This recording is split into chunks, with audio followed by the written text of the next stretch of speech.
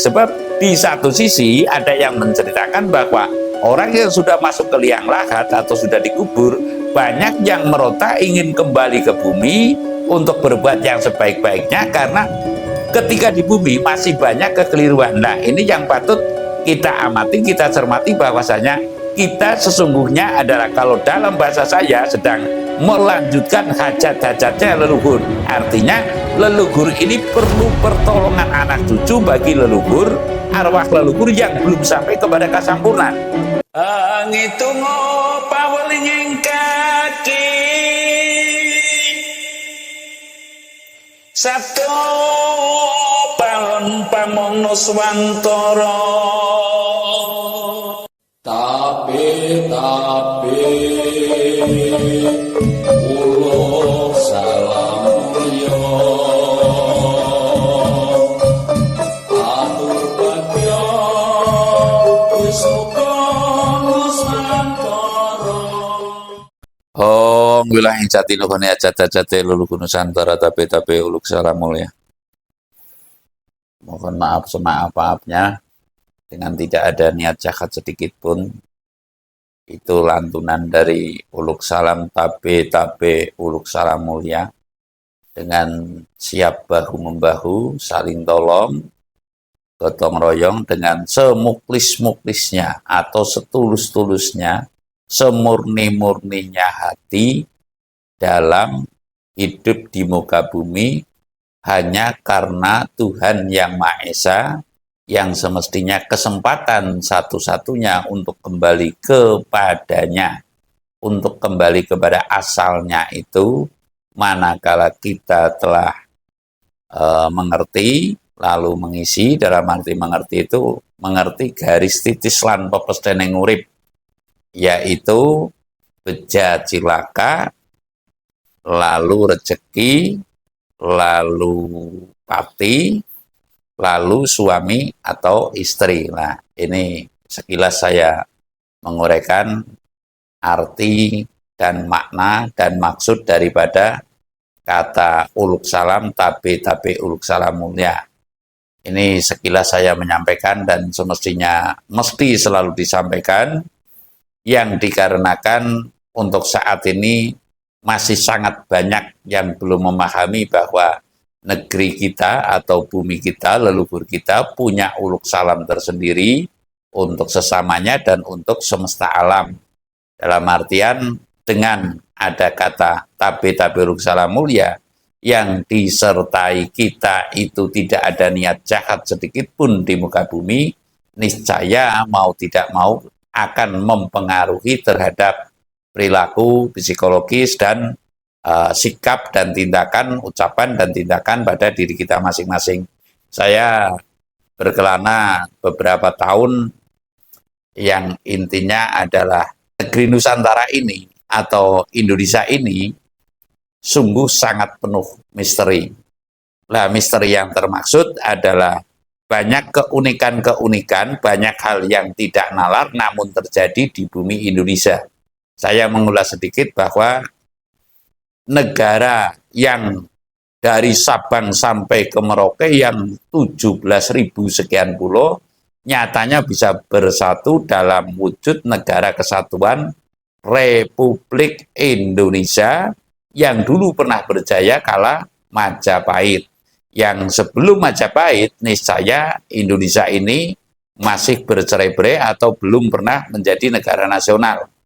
Walaupun di satu sisi ada yang pernah mengatakan bahwa Sriwijaya adalah di antara negara kesatuan yang Nusantara yang pertama. Namun saya yakin yang mantap sekali adalah Kerajaan Majapahit. Dan walaupun pula sebagian ada budayawan yang namanya Majapahit itu hanya sekitar wilayah Tuban dan sekitarnya. Nah, ini sebuah hal yang mungkin patut kita ralat, yang bahwasanya kita itu harus meyakini terhadap keluhuran, kebesaran keluhuran kita, yang tidak kita berkiblat kepada keluhuran bangsa asing, di mana seperti sekarang sering banyak yang mengatakan bahwa kelompok Ba'alawi ya Pak ya, kelompok Ba'alawi itu akan mendominasi dan merasa berjasa di bumi Indonesia karena kemungkinan banyak orang yang kurang menjunjung tinggi adat, tradisi, dan seni dari bangsa yang besar ini. Lalu saya akan mengulas bahwa misteri itu diantaranya hanya bersenjatakan bambu runcing bisa mengalahkan penjajahan Belanda yang pada saat itu alatnya itu sudah meriam, bedilan, sak panunggalane. Nah ini diantara misteri. Semestinya Indonesia itu tidak bisa merdeka manakala dikalkulasi secara persenjataan, tapi nyatanya bisa merdeka. Dan banyak pemimpin kita yang Tigdoyo Sekti Mondro Guno punjuling apapek tinatah mendat jinorometer. Namun untuk saat ini sementara adalah terkalahkan oleh cerita-cerita yang berbau sifatnya adalah impor, di mana impor itu adalah bukan yang asli, bukan yang murni, sehingga kita kehilangan jati diri. Saya sedikit mengulas bahwa di Bogor kemarin itu ada suara dentuman yang disertai gempa. Ada dentuman, misteri dentuman itu lalu disertai gempa 4,1 skala Richter kalau nggak keliru, dan itu gempa darat. Sehingga getarannya cukup menggetarkan jiwa kita semua. Dan lalu misteri suara itu suara apakah? Nah, menurut saya kita itu adalah sekarang bangsa yang miskin atau yang kurang menggali atas kebesaran leluhur kita. Ya, kebesaran leluhur kita yang saya maksud, semestinya kita itu berkiblat Bogor. Mengapa ada istana Bogor? Lalu dulunya Bogor itu adalah kalau nggak keliru itu sudah kondang pengonang-onang kerajaan yang tertua di tanah Jawa ini atau di Pulau Jawa ini adalah kerajaan Tarumanegara. Ya, Tarumanegara itu kalau nggak keliru yang kejayaannya dipegang oleh Surawisesa kalau nggak keliru. Tapi jadi Aswawarman kalau yang di Kalimantan, Mulawarman yang di sini, lalu kebesarannya adalah oleh Prabu Surawisesa. Dan lalu pusat pemerintahan Prabu Siliwangi itu juga ada di Kota Bogor. Sebagiannya ada yang mengatakan demikian. Jadi intinya saya itu mengulas bahwa sudahkah kita menjunjung tinggi kepada keluhuran kita itu sendiri. Yang saya maksud, yang saya pahami tempo dulu itu bangsa ini senang memetri.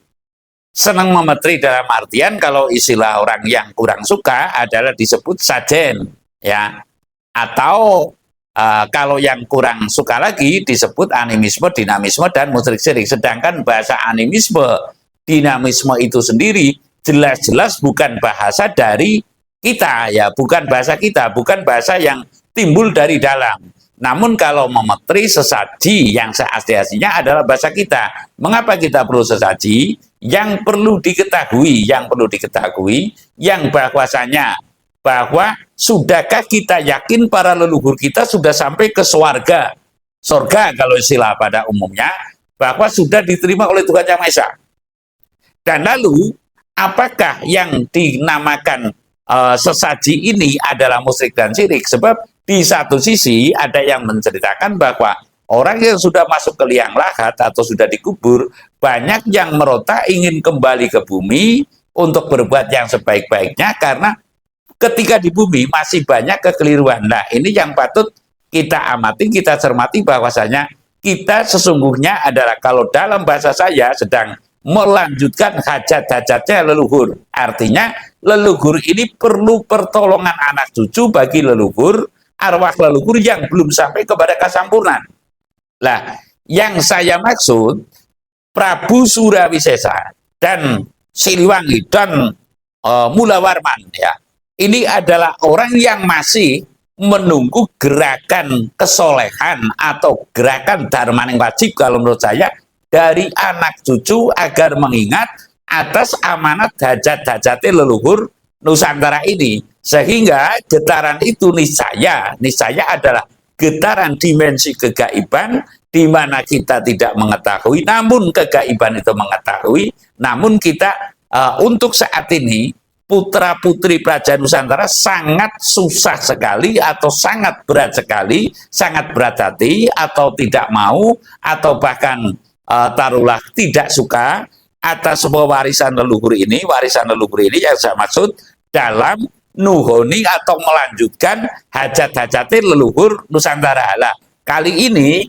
suara dentuman ini adalah namanya saja misteri ya, misterius, sehingga saya mengatakan di sini adalah misteri dentuman ini saya yakin adalah dimensi gaib yang mengingatkan kepada anak cucu untuk melanjutkan hajat-hajat leluhur. Contoh yang paling singkat, yang paling mudah, sejak berdirinya NKRI ini, sekali lagi, sejak berdirinya NKRI ini adalah hajat leluhur ini membangun tatanan dunia baru dengan Pancasila. Sudahkah kita berpikir ke arah situ? Sudahkah kita melangkah ke arah situ? Sudahkah kita sungguh-sungguh? Dan kita mesti bersyukur, kita mesti berpikir, kita mesti berimajinasi lebih jauh dalam arti imajinasi yang positif untuk bisa mengimplementasikan atau menerapkan Pancasila yang murni dan konsekuen kalau istilah Orde Baru. Nah, untuk saat ini Pancasila sudah ditinggalkan atau nyaris ditiadakan, kalau perlu ditiadakan. Yang saya maksud nyaris ditiadakan, segala sumber hukum semestinya ekonomi juga ekonomi Pancasila, karena Pancasila merupakan dasar negara.